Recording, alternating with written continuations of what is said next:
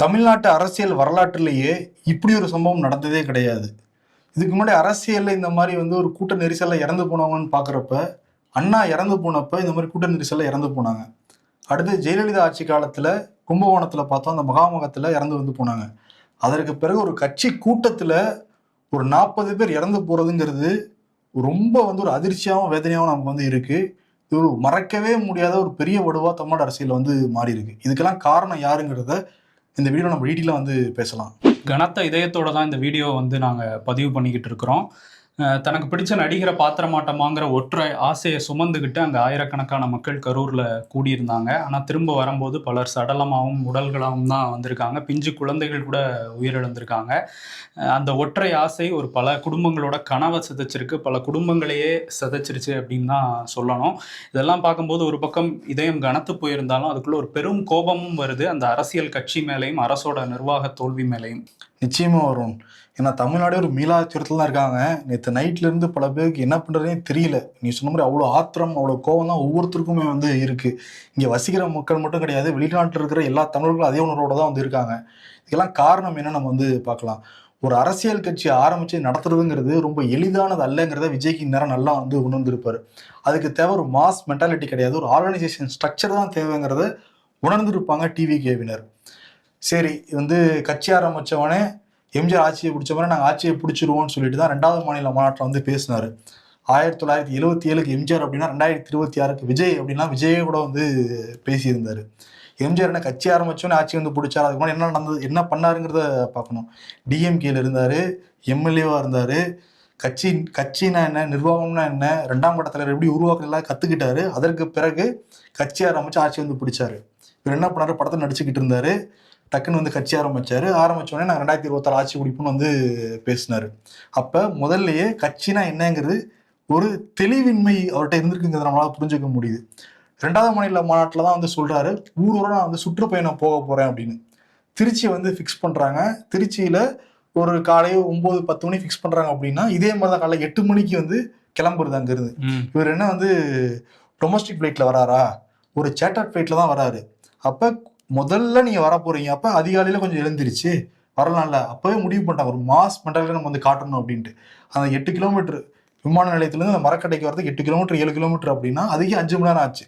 அப்ப முதல் கூட்டத்துல நீங்க உணர்ந்துட்டீங்க, இவ்வளவு கூட்டம் கூடுது, இவ்வளவு பேர் குழுமி நிக்கிறாங்க, அவ்வளவு வெயிலையும் பொருட்படுத்தாம நிக்கிறாங்க அப்படின்னா அந்த ஸ்பாட்டை நம்ம முன்னாடியே வரணும் அப்படின்னு. ஆனா பொருட்படுத்தினாங்கன்னா கிடையாது. இப்ப நேத்து பாக்குறப்ப நாமக்கல் கரூர், முதல்ல கரூர் லிஸ்ட்லயே கிடையாது, சேலம் நாமக்கல் தான் இருந்துச்சு. திருப்புன்னு மாத்தினாங்க. அது காரணம் என்ன சொல்றாங்கன்னா, முப்பெரும் நடந்தது, இந்த டைம்ல நம்ம போய் கரூர்ல ஸ்கோர் பண்ணோம்னா நல்லா இருக்கும், அரசியல் ஸ்ட்ராட்டஜின்னாங்க. சரி, ஓகே, இந்த ஸ்ட்ராட்டஜியை நீ கரெக்டா பயன்படுத்துறீங்க, கேட்டா பயன்படுத்தல. நாமக்கலுக்கு காலையில 8:45க்கு அனுமதி நீங்க வாங்கினீங்க. விஜய் பனையூர்ல எத்தனை மணிக்கு கிளம்புனாரு, 8:30 கிளம்புறாரு. நீங்க காவல்துறை அனுமதி வாங்கினது 8:45. 8:30 கிளம்பி நீங்க மவுண்ட் ரோட வர போறீங்க. மவுண்ட் ரோடுக்கு காம நேரத்துல வர முடியாது, நீங்க நாமக்கல் போகணும். நாமக்கல் எப்போ போனாரு, இதே மாதிரி தனி விமானத்துல போய் சேலத்துல இறங்கி அங்கிருந்து வர்றதுக்கு ஒரு 1 மணி ஆயிடுச்சு. ஒரு 2 மணிக்கு பேச்செல்லாம் முடிச்சுட்டு அது ஒரு 15 நிமிஷம் ஸ்பீச் தான் முடிச்சுட்டு கரூருக்கு கிளம்புறாங்க. நாமக்கல் கரூருக்கு அவ்வளவு பெரிய கிலோமீட்டர், அதுவுமே 100 கிலோமீட்டர் கம்மியான ஒரு தொலைவு தான். அப்பவே நாமக்கல் இருந்து பல பேர் விஜயை பின்தொடர்ந்து வந்துகிட்டு இருந்தாங்க.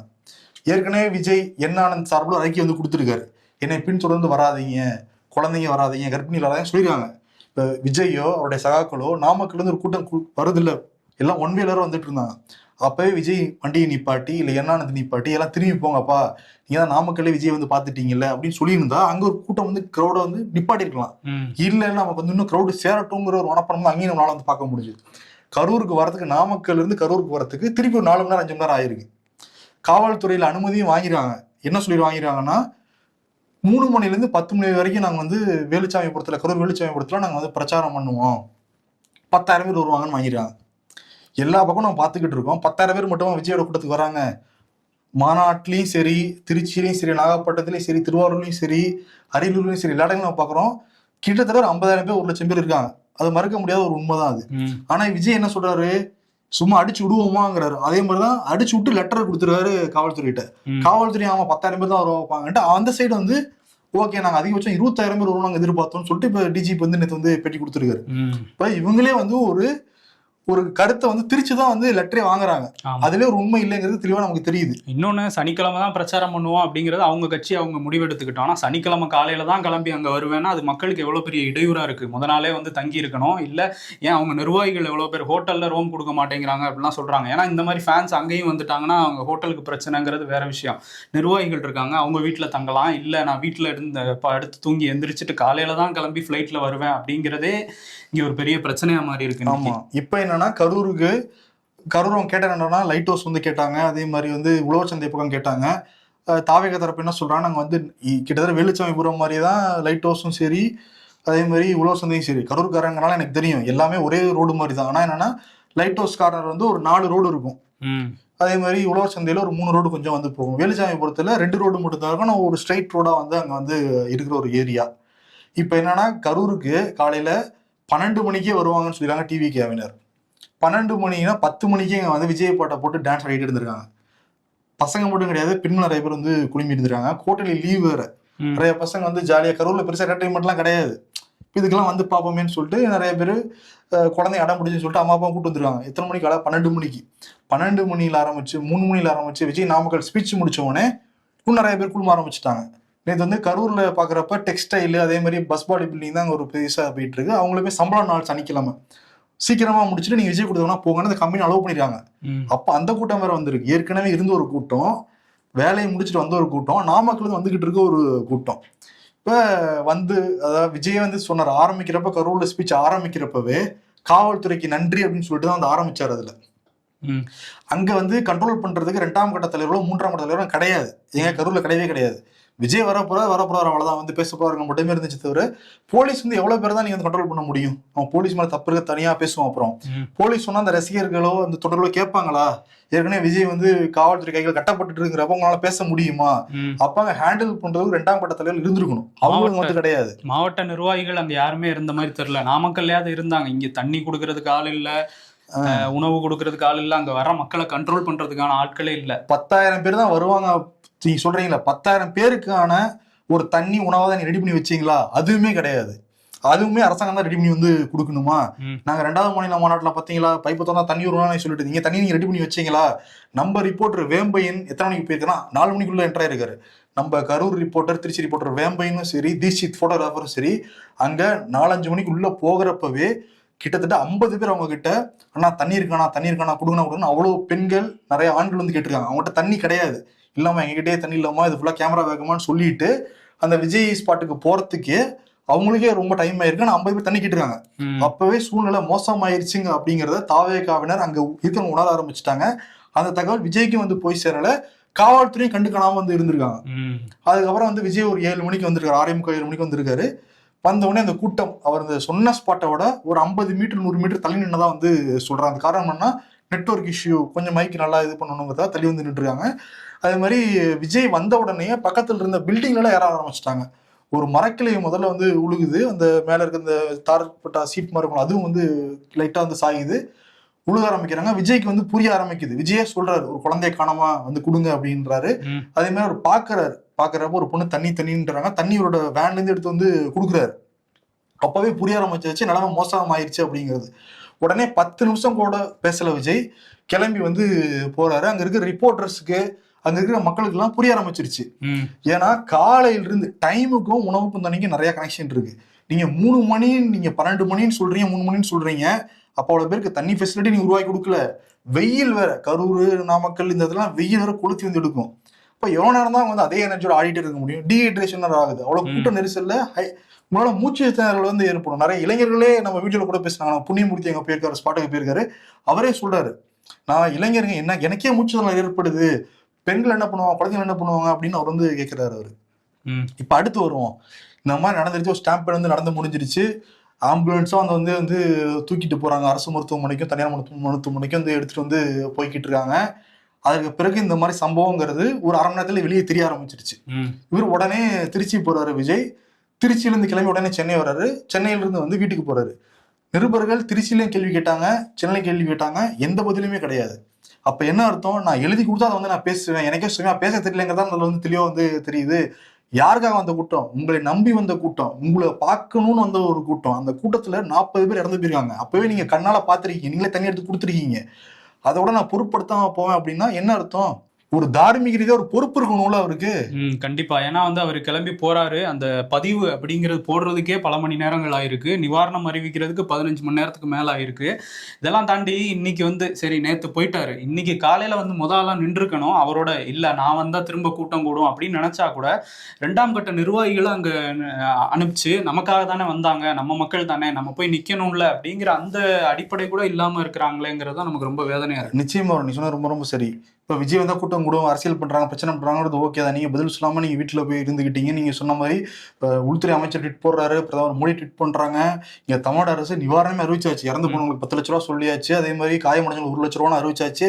முதல்வருமே 1 மணிக்கு கிளம்பி நைட் காலையில கிளம்புறேன்னு சொன்னவர் நைட்டோட நைட்டா கிளம்ப போறேன்னு சொன்னதுக்கு பிறகு மீளா துயரத்தில் இருக்கிறேன் விஜய் வந்து ஒரு ட்வீட் போடுறாப்புல. அப்ப என்ன அர்த்தம்னா இருக்கட்டும் பொறுமையா. இப்ப என்னன்னா அவங்க கூட்டத்துக்கு வந்த ஒரு கிரைசிஸ் அதே அவங்களால ஹேண்டில் பண்ண முடியல. அப்ப எப்படி தமிழ்நாட்டுல எவ்வளவு கிரைசிஸ் தினம் தினம் நடந்துகிட்டு இருக்கும், அதை எப்படி ஹேண்டில் பண்ணுவாங்க அவங்க? எப்படி நம்பி மக்கள் வந்து பொறுப்பை வந்து கொடுப்பாங்க? அதை ஆமா 2ஆம் கட்ட நீங்க வர முடியல, 2ஆம் கட்ட தலைவர்ல அனுப்பிவிட்டுருலாங்க. என்ன பண்ணிட்டு இருந்தாரு? இல்ல நிறைய நிர்வாகிகள் இருக்காங்கல்ல, நிறைய நிர்வாகிகள், நிறைய மாவட்ட செயலர்கள் வந்துருந்தாங்க, நிர்வாகிகள் இருந்தாங்களா, அவங்க என்ன பண்ணாங்க? தலைமையில இருந்து உத்தரவு வரல, என்ன முடிவு எடுக்கிறதுன்னு தெரியல. அந்த அனுபவம் இல்லாதனால, உத்தரவு வராதனால எல்லாரும் அப்படியே அவங்கவுங்க வீட்டுல இருந்துட்டாங்க. ஒரு ஆர்கனைசேஷன் இல்லைங்கிறது தெரியுது. இன்னொன்னு என்னன்னா கூட இருக்கிற அந்த 4 பேர் ஜன ஆரோக்கியசாமி, விஷ்ணு, இவங்க அண்ணானந்து, அதோ எல்லாம் விஜய் வந்து ஒரு கம்ஃபோர்ட்ல வச்சுக்கணும். ரியாலிட்டி என்னன்னு சொல்லாம வச்சுக்கிட்டா அப்புறம் எப்படி இருக்கும்? இப்படிதான் வந்து இருக்கும். இப்ப வந்து டிவிக்கு தான் பதில் சொல்லணும். இப்ப என்னன்னா டிவிக்கு தமிழ்நாடு அரசோட அதிகமா கொடுக்கணும்ல அவங்க, அதனால 20 லட்ச ரூபா நாங்க வந்து கொடுக்குறோம். அதே மாதிரி காயமடைஞ்சவங்களுக்கு 2 லட்ச ரூபா கொடுக்கணுங்கிறத அறிவிச்சிருக்காங்க. அப்படியே டபுள் ஆக்கிருக்காங்க விஜய். ஆனா இப்ப வந்து இன்னொரு பக்கம் காவல்துறை பக்கமும் சொல்றாங்க, நீங்க உளவுத்துறையை வச்சிருக்கீங்க, நீங்க முதல் மாநில மாநாட்டுல விக்கிரவாண்டியில நீங்க பாத்தீங்க, 2வது மாநில மாநாட்டுல மதுரையில பாத்தீங்க, ஒவ்வொரு ஊர்லயும் நீங்க வந்து பாத்துக்கிட்டு இருக்கீங்க. ஒரு ஊர்லயும் பாத்துக்கிட்டு இருக்க 10,000 பேர் தான் வரப்போறாங்க. அதை எப்படி நீங்க வந்து நம்பலாம்? காவல்துறை தமிழ்நாடு எப்படி வந்து நம்புவோம்? அது இன்னொன்னு என்னன்னா, உளவுத்துறையோட வேலை என்னன்னா, தமிழ்நாட்டுக்கு எதுவும் அச்சுறுத்தல் இருக்கான்னு பார்க்க வேண்டியதுதான் உளவுத்துறை. ஆனா இந்த இந்தியாவில் உள்ள எந்த மாநிலத்திலையுமே உளவுத்துறையை எதுக்கு பயன்படுத்துறாங்க? எதிர்கட்சிகள் அவங்களுக்கு வெற்றி வாய்ப்பு இருக்கா, எதிர்கட்சிகளுக்கு எப்படி கூட்டம் கூடுது, இதெல்லாம் பார்க்கறதுக்கு தான் பயன்படுத்துறாங்க. விஜய் முதல் கூட்டத்துல இருந்தே அவரோட இதை வந்து உளவுத்துறை ஒத்து பார்த்துக்கிட்டு தான் இருக்காங்க. அப்படிங்கும்போது கூட்டம் கூடும்னு தெரியும். அது மட்டும் இல்லாம ஒரே ஒரு ரோடு இருக்கிற அந்த இடத்த வந்து ஒதுக்கி இருக்கிறாங்க. அவங்க கேட்ட அந்த அந்த ரவுண்டானா அந்த பகுதியில் வந்து 3 சாலை 4 சாலை பிரியும் போது அங்கே இவ்வளவு பிரச்சனை வந்திருக்காதுன்னு தெரியும். இடம் கொடுத்தது ஒண்ணு, அதை தாண்டி கூட்டம் வரத மதியத்துல இருந்தே வருதுங்கிறது அங்க பார்த்த மக்கள் சொல்றாங்க. அப்போ உளவுத்துறை காவல்துறைக்கெல்லாம் இவ்வளவு பேர் வராங்கிறது தெரியாதா? அதை பார்த்து தடுத்து நிறுத்தி இருக்கணும். விஜயை திருப்பியே அனுப்பிச்சிருக்கலாம், நீங்க வராதீங்க இங்க கூட்டமா இருக்குன்னு. இதெல்லாம் வந்து எப்படி விட்டாங்கிறது நமக்கு பெரிய ஆச்சரியமா இருக்கு. பார்த்தோம் ஒரு முப்பெரும் விழா கரூர்ல வந்து நடந்துச்சு. எவ்வளவு பார்த்தோம், போலி இன்ஸ்பெக்டர் மட்டுமே 42 இன்ஸ்பெக்டர், 6-7 எஸ்பியை வந்து அங்க போட்டாங்க. அதோட இதுக்கு வந்து கூட்டம் வந்து விஜய் வரும்போது கூடவே ஒரு கூட்டம் வருதுங்கும் போது எவ்வளவு பாதுகாப்பு கொடுத்துருக்கணும். இப்ப நீங்க சொன்ன மாதிரி 2-3 மணிக்கு மேலே அதிகமாகுது அப்படின்னா நாமக்கல் இருந்து வந்துகிட்டு இருக்கிறது தெரியாது உளவுத்துறைக்கு. நாமக்கல் இருந்து விஜய் பின்னாடி அப்படியே வராங்க அப்படிங்கிறது விஜய் சொல்ல மாட்டாங்களா? அதை அப்ப என்ன அர்த்தம்? அப்படியே வந்து இருக்கட்டும்ங்கிற ஒரு மனப்பான்மை தான் காட்டுது. இன்னொன்னு காவல்துறைக்கு அந்த அதிகாரம் இருக்கு. இன்கேஸ் கட்டுக்கணக்காம போச்சு அப்படின்னா, நிபந்தனையை பின்பற்றல அப்படின்னா நிப்பாட்டலாம். அதை கூட்டத்தை ரத்து பண்ணலாங்கிறதும் அந்த நிபந்தனைகள்லேயே அவங்க கொடுத்துருக்காங்க. அப்படிங்கும்போது அதை பண்ணியிருக்கணும். இங்கே வந்து டிஜிபி அது எல்லா தகவல்கள்லாம் போயிருக்கும். பொறுப்பு டிஜிபிக்கு வந்து தகவல்லாம் வந்திருக்கும். வந்தும் கூட இங்கே வந்து போகட்டும், கூட்டம் போகட்டும், மக்கள் உள்ள தானே போறாங்க, போனா போகட்டும்னு விட்டுருக்காங்க. இப்போ நம்ம ரிப்போர்ட்டரே உள்ள போறப்ப சாட்சியா சொல்றாரு, நேரடி சாட்சியா சொல்றாரு துரைவேம்பையன். தீட்சித் தான் சொல்றாப்புல, தண்ணி எங்ககிட்ட 50 பேர் கேட்கறாங்க அப்படின்னா காவல்துறை கேட்டுருக்க மாட்டாங்களா? காவல்துறையே தண்ணி தேவைப்பட்டிருக்கும் அந்த இடத்துல. ஏன்னா அது கொஞ்சம் கரூருக்கு அவுட்டரா இருக்கு ஏரியா, கடகணிலாம் இருக்கிற ஏரியா தான். எவ்வளவு பேருக்கு அவங்க ஸ்டாக் வச்சிருப்பாங்க, எல்லாம் முடிஞ்சு போயிருக்கும்ல. கடைகள்லாம் வேற மூடி இருந்தது, அது ஒரு பக்கம். இன்னொன்னு போதுமான அளவுல காவல்துறை இல்லை அப்படிங்கிறத அங்க உள்ள மக்கள் சொல்லிக்கிட்டே இருக்காங்க. யார் வந்தாலும் உள்ள விட்டுருக்காங்கிறதும் இங்க ஒரு பிரச்சனையா மாறி இருக்கு. இடம் கொடுத்தது அந்த அவங்க சொல்ற அந்த லைட் ஹவுஸ் ரவுண்டானா, இன்னொன்று உழவர் சந்தை திடல், இதெல்லாம் வந்து கொஞ்சம் ரோடு குறுகலா இருந்தாலும் 3 நாள் ரோடு பிரியும் போது அங்க மக்கள் வந்து பிரிஞ்சு கொஞ்சம் இடைவெளி விட்டு நிக்கலாம் அப்படிங்கிறது, அதை வந்து காவல்துறை கோட்டை விட்டுருக்காங்க. உளவுத்துறையும் கோட்டை விட்டாங்களா இல்ல தெரிஞ்சிட்டு விட்டுட்டாங்களா, சரி மக்கள் போகட்டும் அப்படிங்கிறதும் ஒரு கேள்வி வருது. நிச்சயமா. இன்னொரு பக்கம் என்னன்னா, மக்கள் அவங்க மேல வந்து சில பேர் மேல கோவப்படுறதா இல்ல பரிதாபப்படுறதான ஒரு தெரியாத நிலை தான் பல பேருக்கு இருக்கும். காரணம் என்னன்னா, விஜயும் பல டைம் சொல்லிட்டாரு, கர்ப்பிணி பெண்கள் வர வேணாம், குழந்தைகள் வர வேணாம் அப்படிங்கிறது. ஹைகோர்ட்டும் சொல்லியிருக்கு. ஹைகோர்ட் 3 வரை சொல்லியிருக்கு. ஹைகோர்ட் நாங்க பார்த்துட்டு தான் இருக்கோம், ரசிகர்கள் என்ன பண்றாங்க அப்படிங்கிறத, மரத்து மேல ஏறாங்க, கரண்ட் கம்பியில ஏறாங்க, எல்லாத்தையும் கட்டுப்படுத்தணும்னு சொல்லியிருக்காங்க. எங்கேயாவது விஜய் ஒரு இடத்துல பாக்குறாருல்ல, கரண்ட் கம்பியில ஏறாதீங்கப்பா, மரத்துல ஏறாதீங்கப்பா, தொங்காதீங்கப்பா, கீழே விழுந்துருப்பீங்க ஒரு இடத்துல சொன்னாரா? சொல்லல. கண்டிப்பா. ஏன்னா அறிக்கையா மட்டும் வருதே தவிர அவர் பேசும்போது ஒரு இடத்துக்குள்ள சொல்லல. சொல்லல. இன்னொன்னு என்னன்னா, இது முதல் கூட்டம் கிடையாது, பல இடங்கள்ல பேசியிருக்காரு. பல தலைவர்கள் கூட்டத்தை நம்ம கேட்டப்பெல்லாம் கடைசியில் முடிகிறப்ப என்ன சொல்லுவாங்க அப்படின்னா, கலைஞரா இருக்கட்டும், ஜெயலலிதாவா இருக்கட்டும், விஜயகாந்தா இருக்கட்டும், கம்யூனிஸ்ட் தலைவர்களா இருக்கட்டும், எல்லாருமே பெரிய கூட்டம் கூடுறப்ப நீங்க எல்லாம் பத்திரமா வீட்டுக்கு போகணும், அது வரைக்கும் நான் தூங்காம தான் இருப்பேன், வீடு போய் சேர்ந்துட்டேங்கிற மெசேஜ் அனுப்புங்க அப்படின்லாம் சொல்லுவாங்க அவங்க. இவர் பேச்சு கூட ஒரு இடத்துல கூட சொன்னது கிடையாது. ஸ்கிரிப்ட்ல இல்லைன்னு நினைக்கிறேன். ஸ்கிரிப்ட்ல இருந்தாதான் என்னால சொல்ல முடியும், டைரக்ட் பண்ணதால பேச முடியும் அப்படின்னா, அரசியல் வேற சினிமா வேறங்கிறத புரிஞ்சுக்கணும். இல்லாட்டி இப்படிதான் வந்து மாட்டிக்கிட்டு முழிக்கணும், அசிங்கப்படணும். ஆமா. இதுல என்னன்னா, இந்த பக்கம் வந்து அந்த வண்டி அவர் பிரச்சார வாகனத்துல வழிநெடுக மக்கள் என்ன பார்க்க நிக்கிறாங்க. அதனாலதான் அதுல வரோம் அப்படின்னு சொல்றாங்க. அது திருச்சியில பார்த்தாச்சு, நாகப்பட்டினத்துல பார்த்தாச்சு. இதனாலே வந்து லேட் ஆகுது கூட்டங்களுக்கு வர்றது. அப்படிங்கும்போது அவர் கார்லயே வந்திருக்கலாம். இப்படிதான் மதுரை மாநாட்டுக்கு வந்தாரு. விக்கிரவாண்டி மாநாட்டுக்கு வரும்போது இந்த மாதிரி கூட்டம் சேரல. ஏன்னா அவர் கார்ல வந்துட்டாரு. இந்த பிரச்சார வாகனம் வருது அப்படிங்கும்போது டிவிலையும் மக்கள் பார்த்துட்டு இந்த வழியா தான் போறாங்கன்னு மக்கள் ரோட்ல வந்து நின்றுறாங்க. இதெல்லாம் உணர்ந்து அவர் டயத்துக்கு நம்ம போகணும் அப்படிங்கிற பொறுப்பு அவருக்கும் இருக்குல்ல. அவர் வந்து கார்ல போயிட்டு அங்க ஒரு 1.5 கிலோமீட்டர் முன்னாடி அந்த வாகனத்துல ஏறி இருக்கலாம். இதெல்லாமும் செய்ய தவறி இருக்காங்க டிவிகேல இருந்து. இன்னொரு பக்கம் மக்கள் நீங்க சொன்ன மாதிரி நம்ம பார்த்துட்டோம், நம்ம இந்தியாவிலே பார்த்துட்டோம். போலே பாபா கூட்டத்துக்கு போனாங்க. அங்க நார்த் இந்தியாவில் இந்த மாதிரி போலிச்சாமியார்கள் நம்பி போறாங்கன்னா, இங்கே இந்த கொண்டாட்டங்கள் விராட் கோலியை பார்க்க போறேன்னு அங்க பெங்களூர்ல நடந்தது, அல்லு அர்ஜுனை பார்க்க போறேன்னு தெலுங்கானாவில் நடந்தது, இங்க இப்ப பார்த்துட்டோம் விஜயை பார்க்க போறேன் அப்படின்னு சொல்லிட்டு இவங்கெல்லாம் சேஃபா வீட்டுக்கு போயிடுறாங்க. பட் நம்ம மக்கள் வந்து கொஞ்சம் உணரணும். இதெல்லாம் இதுல என்ன தெளிவா தெரியுதுன்னா, அவங்களுடைய பாதுகாப்பு ரொம்ப ரொம்ப முக்கியம். விஜய பாதுகாப்பா கூட்டிட்டு போயணுங்கிற அக்கறை வந்து அங்க இருந்த தலைவர் நிர்வாகிகளுக்கு மக்கள் காட்டலைங்கிறதா, மக்கள் மேல காட்டலைங்கிறதா நமக்கு வந்து புரியுது. இப்ப என்னன்னா, பல பெற்றோர்கள் கிட்டத்தட்ட ஒரு 5 சிறுவர்கள், 5 சிறுமிகள், அதே மாதிரி பெண்கள் ஒரு 16 பேர், ஆண்கள் ஒரு 14 பேருங்கிற மாதிரி வந்து இறந்து வந்து போயிருக்காங்க. கிட்டத்தட்ட 40 பேர் இந்த இறப்பு எண்ணிக்கைங்கிறது. அந்த பிஞ்சு குழந்தைங்க என்ன பண்ணுச்சு, டிவியில பார்க்க வச்சிடலாம் கேட்டா என்ன சொல்லுவாங்க, ஆசைப்பட்டான் அப்படிம்பாங்க. ஆசைப்பட்டது எல்லாமே நீங்க பண்ணிடுறீங்களா? 2 அடி உட்கார வச்சு வீட்டுல உட்கார வைக்கிறது கிடையாதா? நீங்க பாக்கணுங்கிறதுக்காக குழந்தைய கூட்டிட்டு போய் இன்னைக்கு பறி கொடுத்துட்டு நிக்கும் போது அந்த வலியை வந்து எப்படி தாங்கிக்க முடியும்? அவங்க எல்லாம் கதறும் போது ரொம்ப கஷ்டமா தான் இருக்கு. ரொம்ப வேதனையா இருக்கு நமக்கு உண்மையாலுமே. ஏன்னா அது வந்து ஒரு சாதாரண நிகழ்வா வந்து கடந்து போக முடியாத மாதிரிதான் இருக்கு. பார்ப்போம் அடுத்து என்னன்னா, இப்போ அருணா ஜெகதீசன் தலைமையில ஒரு குழு வச்சிருக்காங்க. அவங்க வந்து இப்போ ஸ்பாட்டுக்கு போயிட்டு இருக்காங்க. அந்த இடம்லாம் காலையிலேருந்து இன்னும் சுத்தப்படுத்தல, அப்படிதான் வந்து வச்சிருக்காங்க. இப்போ நாளைக்கு வந்து மதுரை உயர்நீதிமன்றம் விசாரிக்கப்படுறதா வந்து சொல்றாங்க. ஆமா, நேரடியா தாவேக்கா வந்து இதுல சதி இருக்கு அப்படின்னு சொல்லிட்டு, ஏன்னா இத்தனை மாவட்டத்தில் நடக்கல, கரூர்ல நடக்குதுன்னா பின்னாடி செந்தில் பாலாஜி இருக்காரு அப்படின்லாம் அவங்க ஐடிவி நிர்வாகிகள் சொல்லிட்டு இருக்காங்க. அதுக்காக தான் நாங்க வந்து நீதிமன்றத்தை நாடி இருக்கோம் அப்படின்னு சொல்லி முதலாலாம் அங்க போயிட்டாங்க, நீதிமன்றத்துக்கு போயிட்டாங்க. இதுல வந்து ஒரு விசாரணை வேணும்னு, அதை நாளைக்கு வந்து நீதிமன்றம் விசாரிக்க போகுது. அப்படிங்கும்போது இங்க களத்துல வந்து மக்களோட யார் நிப்பா? அங்க மட்டும்தான் உங்களை காப்பாத்திக்க நீதிமன்றத்துக்கு போனீங்கன்னா இங்க மக்களோட யார் நிப்பா? உங்களை பார்க்க தானே வந்தாங்க அப்படிங்கிற கேள்வி இருக்கு. அரசும் வந்து இதுல அங்க கரூர் மக்கள் பேசுறதெல்லாம் கேட்கும்போது என்ன சொல்றாங்கன்னா, ஒரு பக்கம் திமுக திட்டமிட்டு இந்த மாதிரி குறுகலான இடத்த கொடுத்துருக்காங்க, இன்னொரு பக்கம் இவர் திட்டமிட்டு லேட்டா வராரு. திமுகவும் தாவேக்காவும் சேர்ந்து 40 பேரை கொண்டுட்டாங்கிறத அங்க உள்ள மக்கள்லாம் சொல்றது. ஆமா, நம்ம புண்ணியமூர்த்தி நம்ம ரிப்போர்ட்ரு அந்த ஸ்பாட்டுக்கே போய் வீடியோலாம் வந்து போட்டுக்கிட்டு இருக்காரு. என்ன நடந்துங்க, அந்த ஸ்பாட்ல இருந்து நிறைய பேர் வந்து பெட்டிலாம் கொடுத்துருக்காங்க. அதையும் வந்து பாருங்க. கரூர்ல நடந்த இந்த கோர சம்பவம் பத்தி செய்தி சேகரிக்கிறதுக்காக சென்னையில இருந்து நிருபர் புண்ணியமூர்த்தி போயிருக்காரு. அவர் நம்ம கூட லைன்ல தான் இருக்காரு. அவர்கிட்ட அங்க நிலைமையை கேட்டு தெரிஞ்சுக்கலாம். புண்ணியமூர்த்தி வணக்கம். வணக்கம் சினி.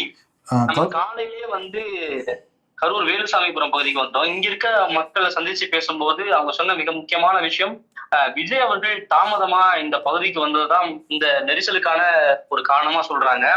இன்னொன்னு, இந்த பகுதியில கரண்ட் கட் ஆனது, அதாவது லைட் ஆஃப் ஆனதுன்னு எடுத்துக்கலாம். இந்த கரண்ட் எதிலிருந்து கட் ஆனது அப்படிங்கறதுல சந்தேகம் நீடிக்குது. தாவேகா சார்பாக வைக்கப்பட்டிருக்க ஜென்செட் கட் ஆனது, அங்க கூட்டங்கள் வந்து ஏறதுனால அந்த ஜென்செட் கட் ஆனதுன்னு ஒரு தரப்பு சொல்றாங்க. அது கட் ஆகிருக்கு, அதை நம்மளால வீடியோலயே பார்க்க முடியும். அது இல்லாம தமிழ்நாடு மின்சார வாரியத்துல இருந்து அந்த பகுதியிலே பவர் கட் செய்யப்பட்டதா அப்படின்ற ஒரு சந்தேகமும் இருக்கு. சிலர் வந்து பவர் கட் செய்யப்பட்டது அப்படின்னு சொல்றாங்க, சிலர் வந்து செய்யப்படலை அப்படின்னு சொல்றாங்க. அதுல ஒரு சந்தேகம் நீடிக்குது. அந்த கூட்டம் நடந்த பக்கத்து பகுதிகளில் வந்து மின்சாரம் தொடர்ந்து இருந்தாலும் அந்த பகுதியில மின்சாரம் இல்லைன்னு ஒரு தகவல் சொல்றாங்க. இதுல தாவேகா சார்பா வைக்கக்கூடிய குற்றச்சாட்டு என்னன்னு பார்த்தோம்னா, இந்த பகுதியில இந்த இடம் தேர்வுன்றது மிக சரியான இடம் கிடையாது, ரொம்ப குறுகலான இடம். வேற நாங்க கேட்ட இடங்கள் கொடுத்திருந்தாக்கா வந்து இந்த விபத்து நடந்திருக்காது அப்படிங்கிற ஒரு விஷயத்த சொல்றாங்க. அதையே தான் இங்க இருக்கக்கூடிய சிலர் சொல்றாங்க. இன்னும் சிலர் வந்து இன்னொரு பக்கம் அந்த பகுதியை விட இது வந்து சரியான இடம், இங்க வந்து நெரிசல் ஏற்படாது, இதை விட அந்த 2 இடங்கள் தான் வந்து நெரிசலுக்குள்ளான இடம்னு சொல்றாங்க. சோ இப்ப ரெண்டு முரண்பாடான தகவல்கள் மாத்தி மாத்தி பேசுறத இங்க களத்துல பார்க்க முடியுது. உண்மையான காரணம் இந்த விஜய் அவர்கள் தாமதமாக வந்ததுதான் அப்படின்னு சொல்றாங்க. இந்த உயிரிழந்த குடும்பத்தினர் இப்ப என்ன சொல்றாங்க? உயிரிழந்த குடும்பத்தில் நம்ம நிறைய பேர் அதை போய் சந்திச்சோம். குறிப்பா அந்த 1.5 வயது குழந்தை இறந்தது. அவங்க வந்து அந்த பக்கத்திலேதான் அவங்க வீடு, அந்த மீட்டிங் நடந்ததுக்கு பக்கத்திலேதான் அவங்க வீடு இருக்கு. அவங்க ஓரமா தான் இருந்திருக்காங்க. அவங்க சொல்றது இந்த லைட் ஆஃப் ஆனதுனாலதான் வந்து இந்த பிரச்சனை வந்துச்சு. பின்னாடில இருந்து தள்ள ஆரம்பிச்சிட்டாங்க. அந்த விஜய் பேசக்கூடிய வேனை நோக்கி எல்லாரும் தள்ளினாங்க. சோ அங்கிருந்து பின்னாடியிலிருந்து தள்ளனோட எங்க குழந்தையோட நான் கீழே விழுந்துட்டேன். குழந்தைய ஒருத்தவங்க தூக்குனாங்க. அப்படிதான் வந்து குழந்தை மிஸ் ஆச்சு. எப்படி போனுச்சுனே தெரியல, என் குழந்தை போயிருச்சு அப்படின்னு சொல்றாங்க. இவங்க மிக முக்கியமா சொல்றது இந்த மின்சாரம் கட் ஆன சமயத்துலதான் இந்த புல்லிங்ன்றது நடந்தது அப்படின்னு சொல்றாங்க. ஆமா, இதெல்லாம் விசாரிச்சாதான் நமக்கு தெரிய வரும். இன்னொரு பக்கம் தாவேகா நிர்வாகிகள் யாராவது அங்க களத்துல இருக்காங்களா? அந்த மக்களுக்கு ஆறுதல் சொல்ல யாராவது வந்திருக்காங்களா? இல்ல, இங்க பொறுத்தளவுல திமுக நிர்வாகிகள் தான் நிறைய பேர் இருக்காங்க. மாற்றுக் கட்சியினர், அதிமுக மற்ற கட்சி தலைவர்கள் வந்து மார்ச்சுவல் வந்து நலம் விசாரிச்சுட்டு போறதை பார்க்க முடியுது. சம்பவ இடத்துலயுமே வந்து தாவேகாவினரை பார்க்க முடியல நம்மளால. மற்ற கட்சியினர், பொதுமக்கள் நிறைய பேர் இங்க வந்து பார்த்துட்டு போறாங்க. வரணும். ஓகே, நன்றி புண்ணியமூர்த்தி. ஓகே, நன்றி புண்ணியமூர்த்தி. நன்றி சரி. ரொம்ப வேதனையோட தான் அந்த ஷோ வந்து நாங்கள் பண்ணிக்கிட்டு இருக்கோம். நிச்சயம் அந்த இறந்து போன பாதிக்கப்பட்ட எல்லா குடும்பங்களுக்கும் நம்ம விகடன் சார்பாக, இம்பர்ஃபெக்ட் ஷோ டீம் சார்பாக, பார்த்துட்டு இருக்க நேர்கள் சார்பாக ஒரு ஆழ்ந்த இரங்கலை சொல்லிட்டு நம்ம விடைபெறலாம்.